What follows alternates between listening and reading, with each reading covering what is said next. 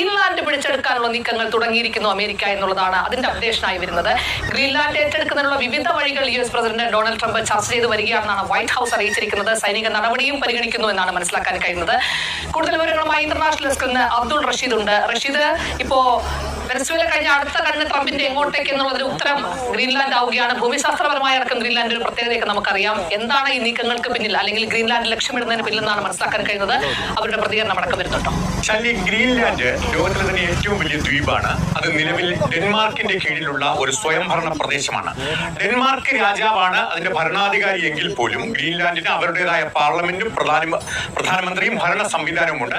Greenland 85% മഞ്ഞു മൂടിയ ഒരു ദ്വീപാണ്. 15% മേഖലയിൽ മാത്രമാണ് ആൾതാമസമുള്ളത്. 60,000 ആളുകളിൽ താഴെ മാത്രമാണുള്ളത്. പക്ഷെ ഗ്രീൻലാൻഡിന് 2 പ്രത്യേകതകളുണ്ട്. ഒന്ന്, അത് വളരെ ധാതു സമ്പന്നമാണ്. രണ്ടാമത്, വളരെ ആർട്ടിക് മേഖലയിൽ വളരെ തന്ത്രപ്രധാനമായ ഒരു സ്ഥാനമാണ് ഗ്രീൻലാൻഡിൻ്റേത്. അതുകൊണ്ട്